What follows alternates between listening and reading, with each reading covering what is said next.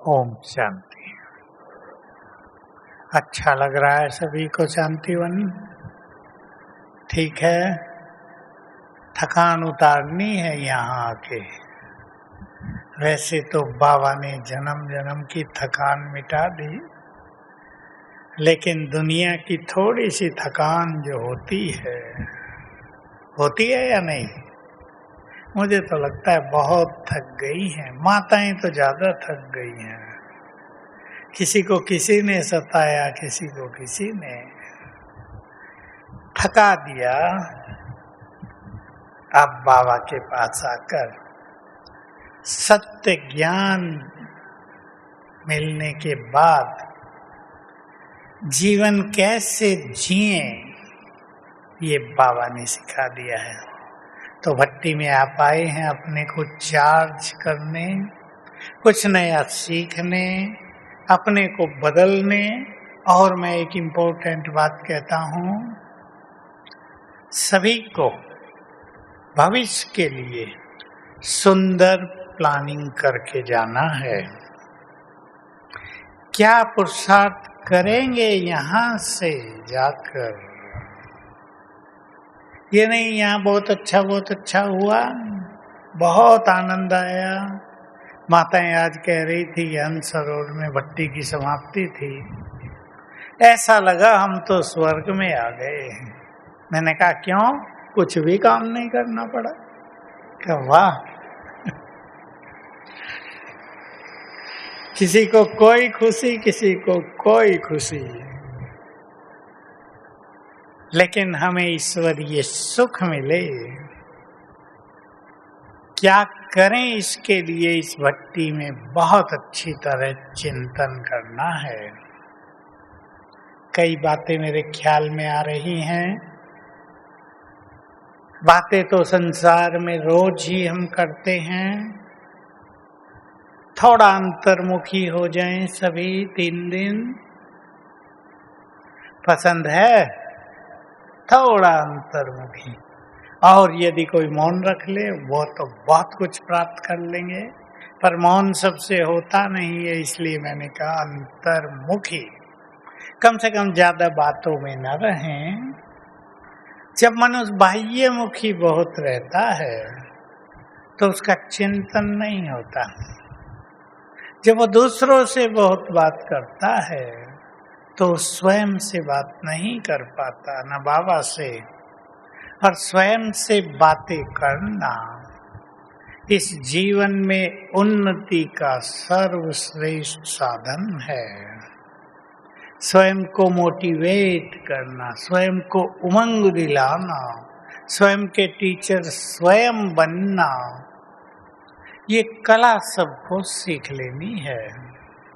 तो यहाँ जबकि आप फ्री रहेंगे, क्लास सुनेंगे, उनमें से अच्छी बातें नोट कर लेना। मुझे अपने को कहाँ बदलना है, क्या चीज बदलनी है।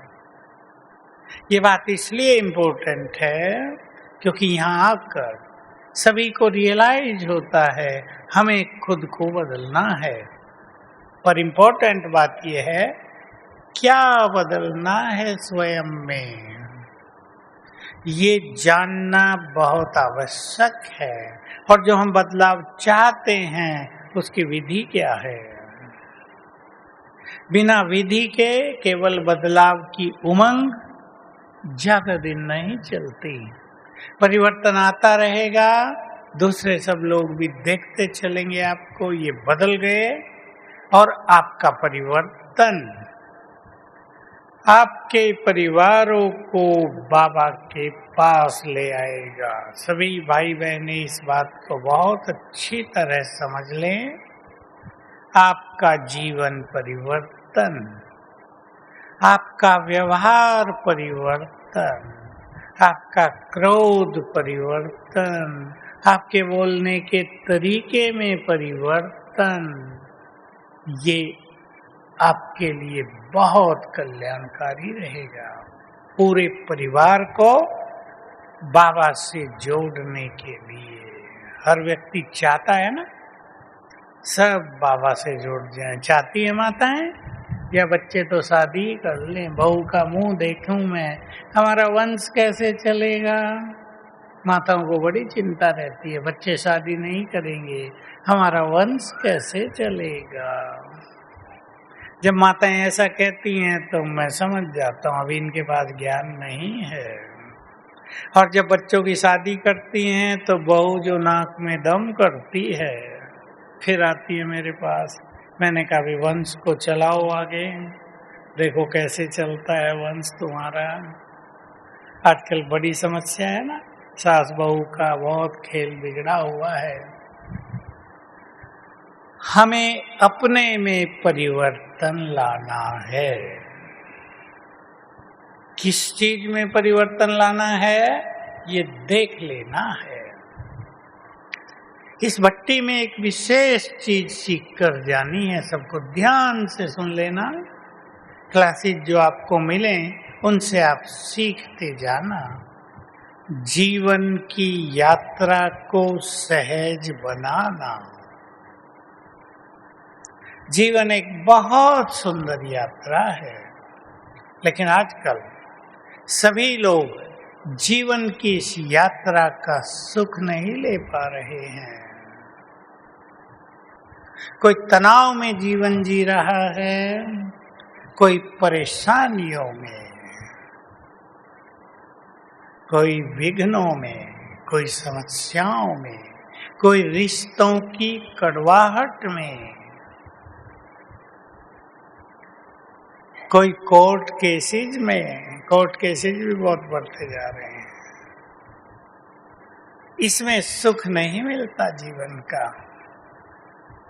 हम अपने जीवन को ऐसा बनाएंगे, चिंतन करें अपने से, कैसा हमारा जीने का तरीका ऐसा हो जाए। रुक रहा हूं मैं, सोच लो माताएं, सभी ध्यान दे, कैसा हो जाए कि जीवन में कम से कम विघ्न आए। ये अपने हाथ में है। आधे से ज्यादा विघ्न और समस्याओं को लाइफ स्टाइल बदलकर, जीवन जीने के तरीके को बदलकर नष्ट किया जा सकता है। सीखेंगे सभी, और ये भी सीखेंगे समस्याएं आ जाएं तो समस्याएं हमारी स्थिति को बिगाड़ कर हमें नष्ट न कर डालें। समस्याएं हमें पावरफुल बना दें। समस्याएं हमारे उन्नति का द्वार खोल दें। समस्याएं हमारे सोए हुए विवेक को जगा दें। चिंतन करेंगे बहुत अच्छी तरह। तो भट्टी में स्वयं से बातें करना है 3-4 दिन, बहुत अच्छी तरह घूमना फिरना भी। चाहे तो आपस में बात कर लेना थोड़ी बहुत, लेकिन इतनी ज्यादा नहीं कि लगे ही रहें, थोड़ी कंट्रोल्ड। और अपने से बात करना। एक सुंदर सा संकल्प आपके सामने दे रहा हूं। बहुत दिनों की इंतजार के बाद भगवान से मिलन हुआ। हो गया सबका। अब उससे सर्वश्रेष्ठ भाग्य बनाने का स्वर्णिम अवसर मेरे हाथ में है। चिंतन करें, मैं क्या कर रहा हूं, क्या कर रही हूं मैं। देखो, बहुत सारी माताओं को विशेष रूप से अपने बच्चों की चिंता रहती है। ये अच्छा पढ़ें, चिंता भी नहीं, शुभकामना भी रहती है।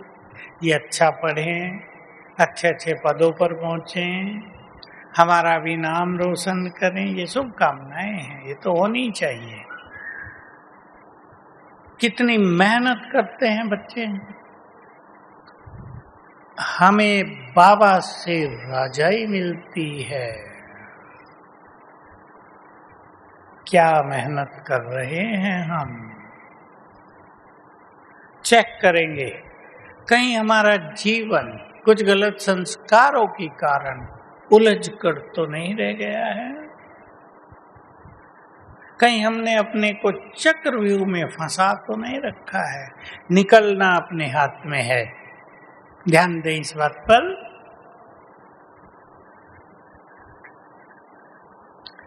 चक्रव्यूह से निकलना अपने हाथ में है। बोलो, है या दूसरे के हाथ में है? बोलो भाई लोग, अपने हाथ में है। मैं कई क्लासेज में एक उदाहरण दिया है, उदाहरण सच्चा है, कईयों को खराब भी लग सकता है, पर सच्ची घटनाएं हैं।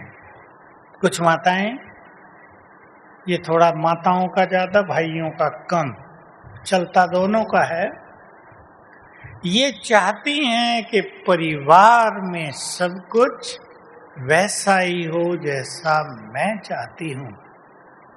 चेक करेंगे अपने को, जीवन जीने का सुंदर तरीका, बाबा से सब कुछ प्राप्त करने की विधि। और आजकल समय ऐसा है कि बच्चों की अपनी बुद्धि, उनकी अपनी राहें, उनके अपने विचार, अपने संस्कार, कलयुग का प्रभाव, वो आपकी बात कम सुनते हैं। तो माताएं विशेष रूप से परेशान रहने लगती हैं और फिर उससे बाहर नहीं निकल पाती। सोचें सभी मेरे साथ साथ, क्या ये मार्ग उचित है? अब मैं वो उदाहरण दे रहा हूं आपको जिसके लिए मैं कह रहा था, ये सच्ची घटना कई क्लासेज में मैंने दिया है। दोनों ही उदाहरण महाराष्ट्र के हैं और बहुत अच्छे उदाहरण हैं। माताएं बताती है मुझे आके। इसमें इम्पोर्टेंट बात ये रहेगी कि मनुष्य को यदि अपनी गलती का पता लग जाए तो बहुत अच्छी बात है, ये श्रेष्ठ ज्ञान की पहचान है। तो एक माता की कहानी ये है, उसको रहता था, 3 लड़के थे, बहुए, उनके बच्चे। अब उसको रहता था ये सब कुछ मेरी इच्छा के अनुसार करें।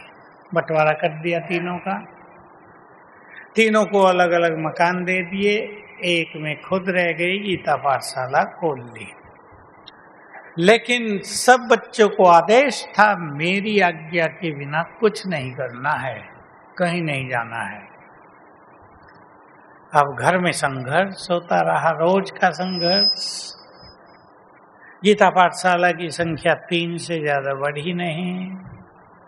माता जी को ये भी कि बाबा के बच्चे आते नहीं, पता नहीं क्या है इनको, क्या हो गया, क्यों नहीं ज्ञान को समझते हैं।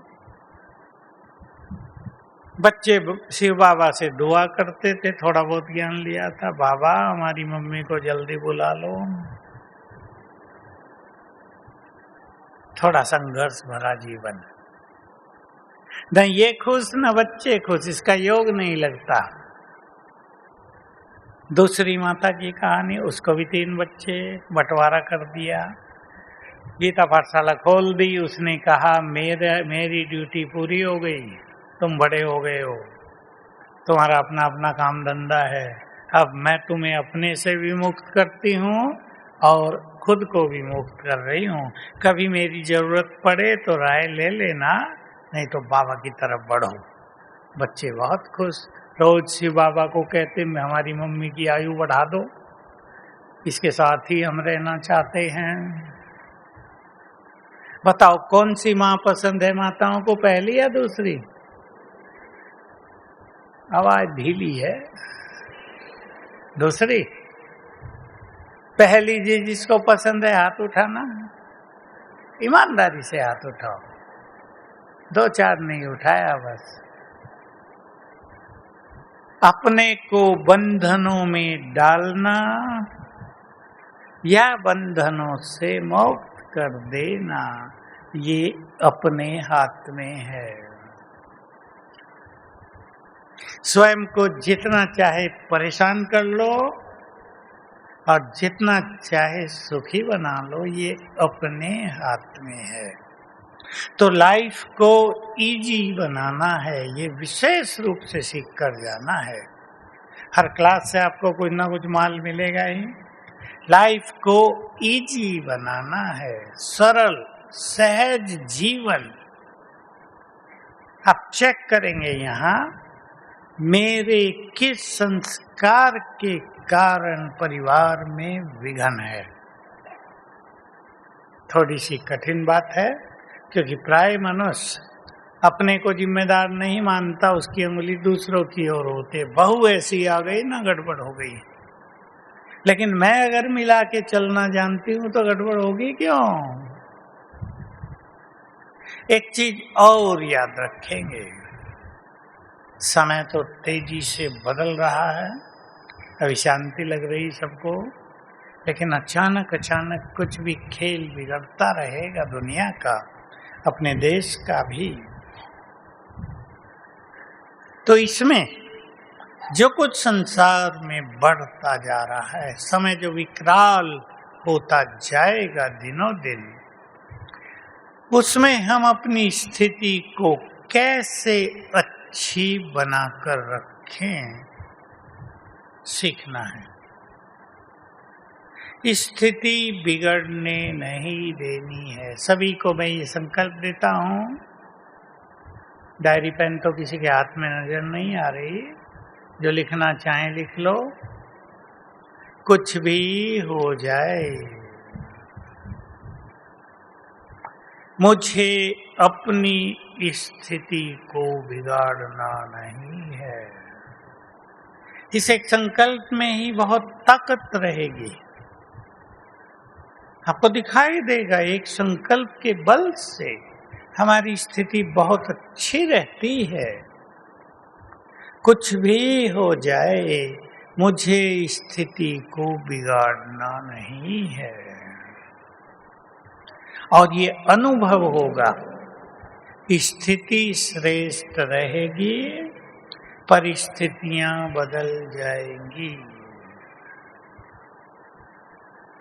श्रेष्ठ स्थिति बनाना सीखना भी है, और भिन्न भिन्न बातें जो जीवन में आती हैं स्थिति को बिगाड़ने वाली, उनको जल्दी ही उनसे पार कैसे हों, ज्ञान के बल से, दाना के ज्ञान से, अमृत वेले के योग से, पावरफुल स्वमान से,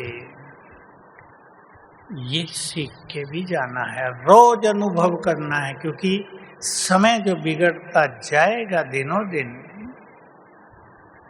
देखो क्या क्या होने जा रहा है, मैं उसकी थोड़ी सी झलक आपको बता दूं। परिवर्तन होगा, महाविनाश होगा, वो तो सबने सुना है, लेकिन संसार में भय बहुत बढ़ेगा, बढ़ता जा रहा है, अंदर बढ़ रहा है। समस्याएं बहुत बढ़ेंगी, बीमारियां बहुत बढ़ेंगी, मानसिक रोग बहुत बढ़ेंगे, और सबको अनुभव हो जाएगा धन काम नहीं आ रहा है। कोरोना में बहुतों को अनुभव हो गया, धन काम नहीं आ रहा है। या आएगा? बोलो भाई लोग बताओ, धन काम आएगा या कुछ और आएगा? सोच रहे हैं सभी, धन के पीछे तो जिंदगी जा रही है सारी, समय जा रहा है, मारामारी सारी पैसे की हो रही है आजकल। काम दो ही, कई चीजें आएंगी, दो क्यों? श्रेष्ठ स्थिति, बाबा का साथ, अपने पुण्य कर्म, बाबा के कार्य में जिसने जितना सहयोग दिया है उसको सहयोग मिलेगा, ऑटोमेटिक गति है, मांगना नहीं पड़ेगा बाबा से। तो भय बहुत बढ़ेगा। मैं छोटा हल भी बता देता हूं। जिसको भी अंदर में भय बढ़ रहा हो, हर एक को पता चलता है, भय बहुत बढ़ रहा है, अंदर में डर लगता है, बेचैनी रहती है, परेशानी हो रही है अंदर में बिना कारण के। वो सवेरे उठते ही रोज 21 बार लिख लिया करें। जो लिख रहे हैं वो लिख लेंगे ताकि आप दूसरों को भी सिखा सको। मैं मास्टर सर्व शक्तिवान हूं। अगर मान लो व्यक्ति ज्ञान में नहीं है तो उसे सिखाएंगे मैं बहुत शक्तिशाली हूं, निर्भय हूं। उठते ही 21 दिन लिख ले, रोज 21 बार, भय समाप्त हो जाएगा, भय लोप हो जाएगा। तो भय को बढ़ने नहीं देना है। बाबा मेरे साथ है, यहां खूब प्रैक्टिस कर लेना इसकी। कई लोग सोचते हैं कि ये बात आ गई, वो बात आ गई, बाबा साथ है तो क्यों नहीं मदद हो रही है। छोटा सा राज समझ लें। कई माताएं बहुत हंसी मजाक वाली होती हैं, कहती हैं स्लोगन लिखा है बाबा बैठा है चिंता ना करो, बैठा ही रहता है कुछ करता तो है नहीं। हमने तो घर में बैठा है बाबा को, कुछ करता ही नहीं, बैठा है, ठीक है बैठे रहो। नहीं, ध्यान देंगे। स्मृति रखने से मदद मिलेगी।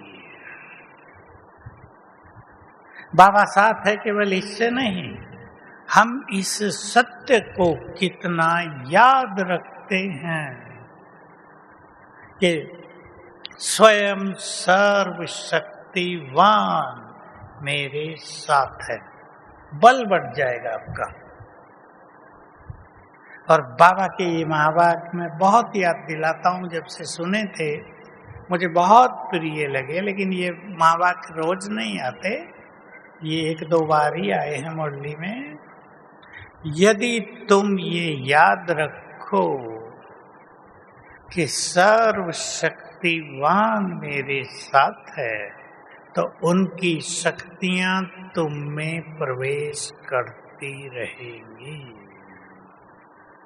बड़ा सुंदर और सरल रहस्य है, हम इसको याद रखेंगे। स्मृति से ही स्थिति बनती है।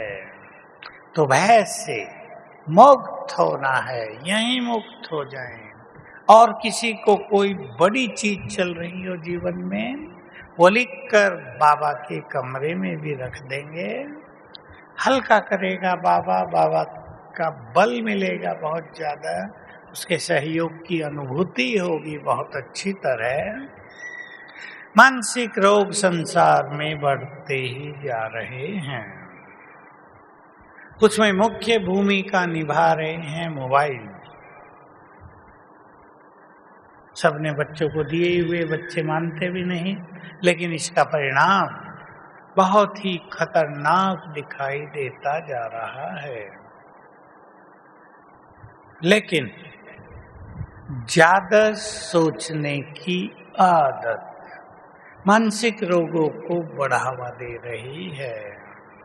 व्यर्थ में रहने का संस्कार मानसिक रोगों को बढ़ावा दे रहा है। और एक बात ध्यान से सुन ले सभी, अटेंशन देंगे। जो मैं बाबा की एक बात आपको सुना रहा हूँ, ये बात भी 1-2 बार ही आई है सारी मुरलियों में। अव्यक्त में मुझे लगता है एक ही बार आई है, जब बाबा ने बहुत साल पहले ये कहा था कि जैसे जैसे अंत का समय समीप आएगा, तो हरेक ने जो जन्म जन्म विकर्म किए हैं वो सब जग जाएंगे। इधर हैं सब ब्रेन में, वो सब जग जाएंगे। ब्रेन बहुत एक्टिव हो जाएगा, रात को भी शांत नहीं हो पाएगा। इसको हाइपर एक्टिव होना कहते हैं, बहुत ज्यादा एक्टिव, सोने नहीं देगा। तो इसलिए जो कुछ जिसके साथ हो रहा है उसके जिम्मेदार उसका कर्मों का खाता ही होगा।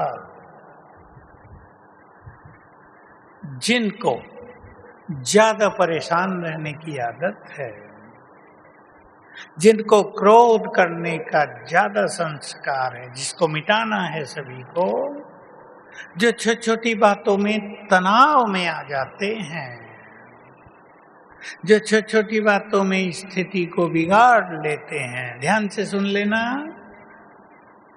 बाबा के सभी बुद्धिमान बच्चे बैठे हैं, जिनमें ये कमजोरियां होती हैं, उनके विकर्म जो दबे रहते हैं जल्द ही एक्टिव हो जाते हैं। इसलिए चित्त को शांत करना, अपने को बहुत खुशी में रखना, परेशानियों को सहज भाव से पार कर लेना, ये बहुत आवश्यक है। मानसिक रोगों से बचने के लिए और अपनी स्थिति को बहुत सुंदर बनाने के लिए मैं 3-4 धारणाएं आपको दे रहा हूं। सभी उस पे वर्क करना, काम करना, चिंतन करना। एक है, अभी संसार में जो कुछ हो रहा है और जो होगा, बहुत इंपॉर्टेंट बात है, स्वीकार करना। संस्कारों का टकराव भी होता है, स्वीकार करना है बहुत चीजों को। सभी आत्माएं आपके घर में जो आई हैं, कर्मों के सबके हिसाब किताब हैं, सब चुकतू करने आए हैं। याद रखेंगे, कोई लेने आया है, कोई देने आया है। स्वीकार करना ही पड़ेगा। बहुत लोग आते हैं,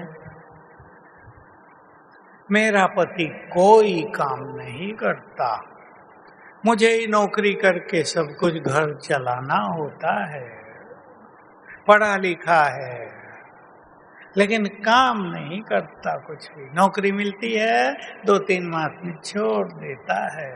समझ में आता है उनकी बात सुनने से? आत्मा हिसाब किताब लेने आई है। अब ऐसा समय है कि आपको उनकी पालना करनी पड़ेगी। खुशी से करेंगे तो आनंद रहेगा जीवन में। और जो समझदार माताएं हैं वो अपने साथियों को घर के काम सौंप देती हैं। फिर थोड़े, मैं जॉब से आऊं, ये तो कर लेना, कम से कम कर लेते हैं। तो बहुत चीजों को स्वीकार करके चलना है, कुछ चीजों को बदलना है, और बहुत जरूरी खुश रहना। मानसिक रोग उनको ज्यादा बढ़ रहे हैं जिन्होंने खुशी खो दी है, और बाबा के सभी बच्चे जिनको रोज सवेरे सवेरे खुशी का खजाना मिलता है रोज सवेरे, वो 2 काम करेंगे।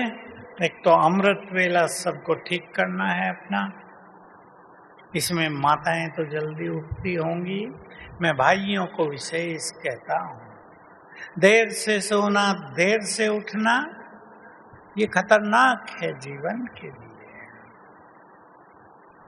सवेरे सवेरे भगवान भाग्य बांटता है, सबको उनसे श्रेष्ठ भाग्य लेना है चिंतन के द्वारा।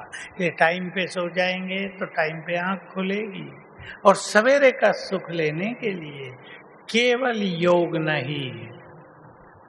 मेरी ये बात सुन के अगर आपको ये बात ख्यालों में आ जाए तो बहुत अच्छा रहेगा। श्रेष्ठ चिंतन के साथ योग करेंगे तो मन आत्मा सवेरे सवेरे चार्ज हो जाएगी। अगर चिंतन नहीं है तो नींद आएगी। चिंतन नहीं है, अगर मान लो योग कर भी रहे हैं तो एक तरह के योग का सुख तो अवश्य मिलेगा, पर कुछ चीजें मिस भी हो जाएंगी। तो खुशी के लिए मुरली से सबको ये काम करना है। मुरली से खुशी और नशे की पॉइंट रोज नोट किया करो। अब देखेंगे कभी कभी पहली लाइन बहुत नशे और खुशी की होती है। बच्चे जरा सोचो कौन तुम्हारे सामने बैठा है, इसको संभालें, उसी टाइम संभालें, अपने अंदर नोट भी कर लें, इसको संभालें तो ये बुद्धि में सुख नशा समाता जाएगा, जो हमें खुश रखने में बहुत मदद करेगा। ये काम सभी को करना, केवल मुरली सुन नहीं लेनी है। आजकल ऑनलाइन का जमाना आ गया है, मुरली सुनी, संकल्प किया, काम पूरा हो गया आज का हमारा। बाबा ये तो नहीं कहेगा ना मुरली नहीं सुनी, हम रोज मुरली सुनते हैं, लेकिन ये पर्याप्त नहीं होता। मुरली में बहुत सारी चीजें आ रही हैं, सुन लें ध्यान से। श्रेष्ठ विजडम, श्रेष्ठ विवेक रोज मिल रहा है, बढ़ते चलना चाहिए वो विवेक हमारा। महान विचार रोज मिल रहे हैं मुरली से, हमारे विचार महान बनते चलें। ईश्वरीय नशा बाबा रोज दे रहा है, बढ़ता चले। स्वमान की बहुत सारी बातें रोज आती हैं, स्वमान का लेवल ऊंचा उठता चले, ये हमें ध्यान देना है। तो सवेरे का समय, अगर आप 4 बजे उठते हैं, 4 से 7 तक 8 तक अपने को बहुत अच्छी तरह चार्ज कर लेंगे, मन चार्ज हो जाए, खुशियों से भर जाए। मैं एक संकल्प बहुत दिया है सबको, और जो जो इसको कर रहे हैं मुझे रोज कोई ना कोई सुनाता है। हम ये संकल्प करते हैं उठते ही, और बहुत अच्छे परिणाम हमें मिल रहे हैं। बहुत भाई तो ऐसे आते हैं जो कर्ज से दब गए थे और ये संकल्प करने से मुक्त हो गए। 3 संकल्प बता रहा हूँ, रोज सवेरे करना, यहाँ से पक्के करके जाना। बहुतों ने सुने हैं, नया कुछ नहीं है उनमें, लेकिन उन संकल्पों का अनुभव रोज नया नया अवश्य होगा। संकल्प है उठते ही बाबा को गुड मॉर्निंग करें, और फिर पहले मिनट में ही, अधिक से अधिक पहले 3 मिनट में संकल्प करो, मेरे जैसा भाग्यवान कोई नहीं। फीलिंग सही, रिपीट नहीं करना, केवल मैं बहुत भाग्यवान हूँ, मैं बहुत धनवान हूँ, क्योंकि मेरे साथ स्वयं भगवान है। भाग्यवान इसलिए मेरे साथ स्वयं भगवान है। और तीसरा संकल्प जो बहुत प्रभावकारी है, मेरे साथ सब कुछ बहुत अच्छा होगा। अगर आप 5 बार कर लें तीनों संकल्प इसी क्रम से, पहले मैं बहुत भाग्यवान हूँ, बहुत धनवान हूँ, क्योंकि भगवान मेरे साथ है, इसलिए सब कुछ मेरे साथ बहुत अच्छा होगा। जरा अंदर में मन ही मन इन संकल्पों को दोहरा लें। 10 सेकंड साइलेंस में बैठे हैं, करें संकल्प तीनों।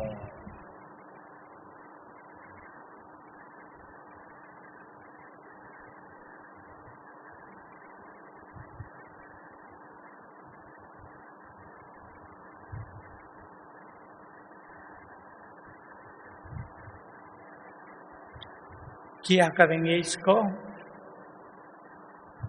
जब बट्टी पूरी होती है, बहुत लोग मिलते हैं, तो मैं एक चीज पूछा करता हूँ, क्या सीख कर जा रहे हैं? कई तो उत्तर देते हैं बहुत कुछ सीख लिया, पर मैं कहता हूँ इससे काम नहीं चलता। लिखो, एक कोई सुंदर बात सुना दो, क्या सीखा? सभी को कोई सुंदर बात सीख कर जानी है। और अगर कोई बुद्धिमान आत्मा स्व की उन्नति के लिए ये जान ले कि मेरे अंदर कौन कौन सी सूक्ष्म कमजोरियां हैं, तो वो सचमुच बहुत बुद्धिमान है। और जिनके अंदर अहम होता है, वो अहम की चादर से सारी कमजोरियां ढक जाती हैं, उन्हें पता नहीं चलता हमारे अंदर क्या कमजोरियां हैं। और विशेष बात सुन लें, जितनी कमजोरियां रह जाएंगी, जब अंतिम समय आएगा, हरेक का अंतिम समय, हरेक के अंतिम समय पर मनुष्य की मेमोरी बहुत क्लियर हो जाती है, तब वो सारी कमजोरियां जागृत होकर सामने आ जाएंगी। तब तो उनको हटाया नहीं जा सकेगा।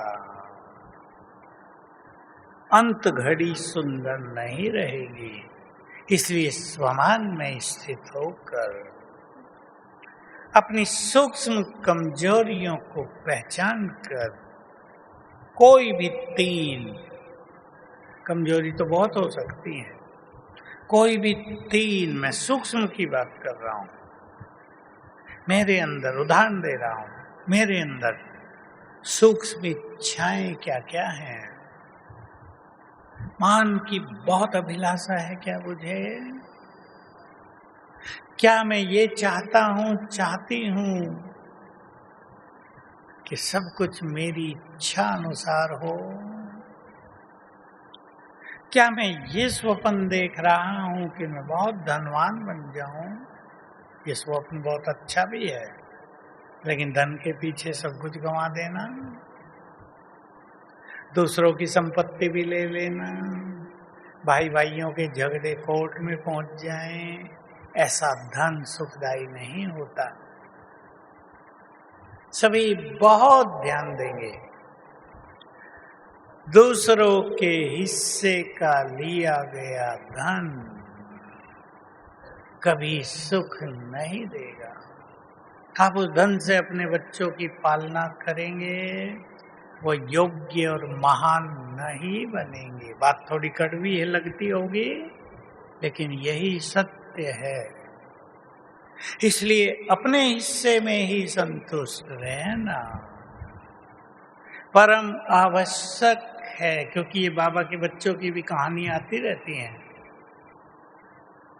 कि दूसरों को उनका हिस्सा देना ही नहीं चाहते, भाइयों को। बहुत बड़ी गलती है। जो महान आत्माएं हैं वो तो अपना सब कुछ दे देते हैं, और देने वालों के भंडारे, बोलो माताएं, भरपूर रहते हैं। हमारे भारत के इतिहास में कई सम्राट ऐसे हुए जो अपना बहुत कुछ दान कर देते थे। उसमें लास्ट सम्राट थे हर्षवर्धन, उज्जैन के, बहुत बड़ा राज था उनका। उन्होंने नियम बना लिया था, राजा भोज भी बहुत दान करते थे, नियम बना लिया था 5 साल में अपना सारा खजाना दान कर देना है। राजाओं के पास बहुत खजाना होता था, अगले 5 साल में वो उसे डबल भर जाता था। एक छोटी सी कहानी और सुना देता हूं आपको धन के बारे में, बहुत प्रैक्टिकल बात है ये। राजा भोज ने सोचा अपनी सारी धन संपदा दान कर देता हूं, जगह बना ली। मंत्री ने देखा कि राजा तो सब कुछ दान कर देगा, तो सामने की दीवार पर एक स्लोगन लिखा दिया कि मनुष्य को इमरजेंसी के लिए, आपदा के लिए कुछ धन बचाकर रख लेना चाहिए। भोज ने पढ़ा, समझ गया मंत्री ने लिखाया है। उसके नीचे लाइन लिखा दी कि जो भाग्यवान होते हैं उनके पास इमरजेंसी पीरियड आता ही नहीं। बहुत सुंदर बात लिख दी। मंत्री ने सोचा राजा तो वही बस में नहीं आया, दान चालू रहा। दूसरे दिन फिर लिखा दिया कि कभी भाग्य साथ न दे, ऐसे समय के लिए भी धन बचा कर रखना चाहिए। राजा भोज ने पढ़ा, उसके नीचे लिखा दिया,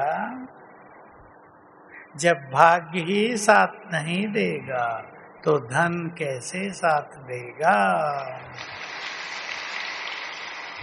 है ना सुंदर बात। के लिए भाग्य को बढ़ा लो, धन पीछे पीछे भागेगा। प्रकृति के मालिक बन जाओ, प्रकृति सब कुछ प्रदान करेगी। भगवान के कार्यों में सहयोगी बन जाओ, सब कुछ मिलने लगेगा। दाता बन जाओ। भारत की परंपराएं तो बहुत सुंदर थी, अब छूट गई हैं। हम तो छोटे थे, हमारे घर तो कोई साहूकार नहीं थे, किसान, सिंपल। नियम होता था, एक दो सन्यासी को भोजन करा दें तो ही मजा आता है दिनचर्या में। आते ही रहते थे सन्यासी। भारत के जो परिवार थे, गृहस्थ थे, वैसा नियम रख लेते थे, किसी को रोज खिलाना जरूर है। ये भारत की परंपरा। अब परंपराएं बदल गई, अब हो गया किसी का खाना जरूर है। बदल गया ना खेल। दाता बन जाएं। भगवान के बच्चे महादानी, भंडारे भरपूर रहेंगे। ये जो खींचातान कलयुग के अंत में हो गई है, इससे सबको अपने को बचाना है और खींचातान करनी है तो ईश्वरीय खजाने प्राप्त करने की। एक गीत है बहुत अच्छा, देने वाला लुटा रहा है, लूट सको तो लूट। सुना है ना सबने, पुराना गीत है। अब हमें यही करना है। अब मैं लास्ट बात आपके पास रख रहा हूं, एक भट्टी से आपको प्लानिंग करके जाना है, और वो है अपने पूरे जीवन के लिए। ये भट्टी का लक्ष्य भी और इसको जीवन के लक्ष्य में बदल देना है। 3-3 मास का कोई अच्छा प्लान बनाना। सबको अपनी प्लानिंग खुद करनी है। सबको प्लानिंग करनी आती है। आप अपने घर में अन्न भी रखते हैं, कोई 6 मास का, कोई 1 साल का ही, सब चीजें रखते हैं। आप यहाँ आए, 2 मास पहले से प्लानिंग करना शुरू कर दिया होगा। पैसा इतना चाहिए, ये कपड़े ले चलेंगे, अभी कोई दवाई चाहिए तो ये दवाई ले चलेंगे। प्लानिंग सबको करनी आती है। 3-3 मास की पुरुषार्थ की प्लानिंग कर लेना, और 3 बातों में ही बस। 3 मास के बाद उन्हें बदल देना। जैसे 3 बात, एक धारणा की बात ले लेना। मैं उदाहरण दे रहा हूं कुछ, कभी ले लेना, मुझे 3 मास संतुष्ट बनकर रहना है। कभी ले लेना, मुझे 3 मास क्रोध मुक्त होकर रहना है। कभी ले लेना, मुझे 3 मास पर चिंतन से मुख मोड़ लेना है पूरी तरह। दूसरी बात स्वमान की ले लेना। 2-3 स्वमान रख लो अपने पास। 3 मास उन पर अच्छा अभ्यास करो। जैसा स्वमान वैसी स्थिति बन जाती है। तीसरी बात ले लेना योग अभ्यास की। इस तरह योग करना है, और भी अच्छा पुरुषार्थ करने के लिए। भाई लोग बाहर के काम में बिजी रहते हैं, माताएं बहनें कोई जॉब में हैं, कोई अपने घरों में बिजी रहते हैं। बिजी रहना तो बहुत अच्छी बात है। मन बुद्धि को व्यस्त रखना, कर्म के साथ कुछ अभ्यास में भी सबसे अच्छी बुद्धिमानी है। मैं 1-2 विधि रख रहा हूं आपके सामने। 7 दिन के लिए 7 पॉइंट लिख लो। मुझे सोमवार को कामकाज में रहते हुए ये एक अभ्यास करना है, इतनी बार करना है। छोटा सा उदाहरण, मैं एक महान आत्मा हूं। मुझे रोज हर घंटे में 2 बार याद कर लेना है। माताओं के लिए बहुत अच्छे अनुभव हैं कई माताओं के। मैं इस घर की इष्ट देवी हूं। करके देखो, आपका घर मंदिर न बन जाए तो सोचना, आपके सारे परिवार ज्ञान में आ जाएंगे। जो परिवारों में आपका विरोध कर रहे हैं वो मित्र बन जाएंगे। जो धारणाओं में आपको परेशानी पैदा कर रहे हैं वो खुद भी धारणाओं पे चलने लगेंगे।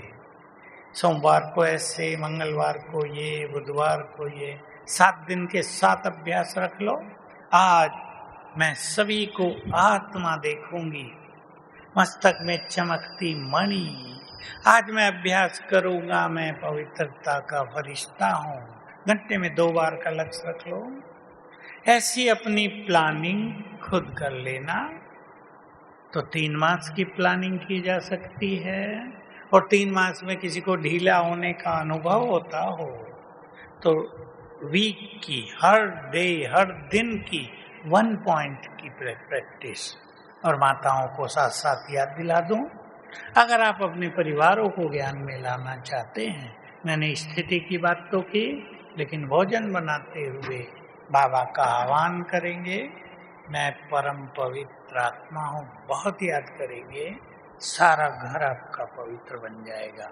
तो भक्ति का बहुत आनंद लेना सभी, स्वचिंतन, स्व परिवर्तन, माल खजाना बहुत मिलेगा, उसमें से चुनते रहना बातें, और इस पवित्र धरनी का पूरा फायदा उठाना। देखो इसी हॉल में भगवान कितनी बार आए हैं, उसके वाइब्रेशंस यहाँ फैले हुए हैं।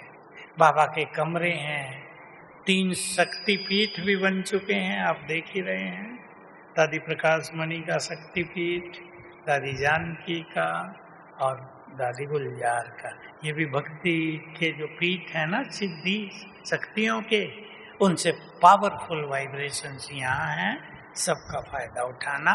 ओम शांति।